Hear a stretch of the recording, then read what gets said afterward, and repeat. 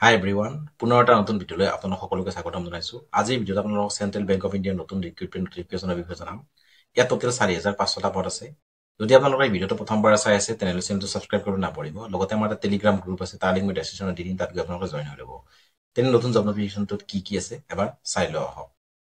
Central bank of India recruitment 2025 অৰ্গেনাইজেশ্যনটো হৈছে central bank of India. পোষ্টৰ নাম হৈছে এপ্ৰেণ্টাইজ। ইয়াত টোটেল পোষ্ট আছে 4,500টা। এপ্লাই মোডটো অনলাইন হ'ব। All India candidate male female দুয়োটাই আবেদন কৰিব পাৰিব।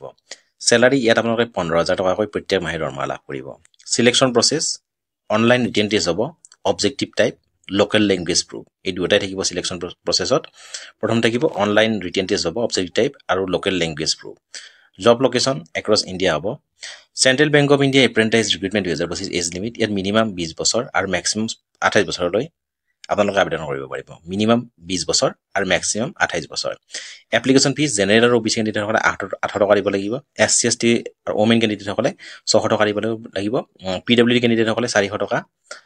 পে'মেণ্ট মোড অনলাইন বাই ক্ৰেডিট, ডেবিট কাৰ্ড আৰু নেট বেংকিং। আপোনালোকে ইয়াত ক্ৰেডিট কাৰ্ড, ডেবিট কাৰ্ড অথবা নেট বেংকিঙৰ জৰিয়তে পে'মেণ্টটো কৰিব পাৰিব।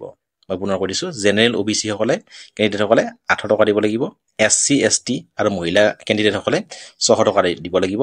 PWD কেণ্ডিডেটসকলে 400 টকা এপ্লিকেশ্যন ফিজ ইয়াত দিব লাগিব। Education qualification, candidates should have passed graduate degree in any discipline from recognized university or institute. অৰ্থাৎ আপোনালোকে ইয়াত গ্ৰেজুৱেশ্যন কমপ্লিট কৰা হ'ব লাগিব, তেতিয়া ইয়াত আপোনালোকে আবেদন কৰিব পাৰিব। Important documents for candidate: Aadhaar card of the candidate, 10th class certificate, marksheet, register mobile number, email ID, passport size photo, signature, caste certificate. মই পুনৰ কৈ দিছোঁ, ইয়াত আপোনালোকৰ অনলাইন এপ্লিকেশ্যন কৰিবলৈ হ'লে আধাৰ কাৰ্ড লাগিব, 10th ক্লাছ চাৰ্টিফিকেট লাগিব, ৰেজিষ্টাৰ মোবাইল নাম্বাৰ লাগিব, ইমেইল ID লাগিব, পাছপৰ্ট চাইজ ফটো লাগিব, ছিগনেচাৰ লাগিব আৰু কাষ্ট চাৰ্টিফিকেট। এইখিনি থাকিলে আপোনালোকে ইয়াত অনলাইন আবেদন কৰিব পাৰিব। মই পুনৰ কৈ দিছোঁ, ইয়াত এডুকেশ্যন কোৱালিফিকেশ্যনটো আপোনালোকে গ্ৰেজুৱেশ্যন যদি কমপ্লিট কৰিছে তেনেহ'লে ইয়াত আবেদন কৰিব পাৰে। এপ্লিকেশ্যন ফিজটো জেনেৰেল আৰু OBC কেণ্ডিডেটসকলে 800 টকা দিব লাগিব। SC ST আৰু মহিলা কেণ্ডিডেটে 600 টকা দিব লাগিব আৰু PWD কেণ্ডিডেটসকলে 400 টকা এপ্লিকেশ্যন ফিজ দিব লাগিব। আৰু ইয়াত মিনিমাম এজটো হৈছে 20 বছৰ আৰু মেক্সিমাম 28 বছৰলৈকে ইয়াত আবেদন কৰিব পাৰিব। মিনিমাম এজ হৈছে 20 বছৰ আৰু মেক্সিমাম 28 ইয়াৰ্ছ।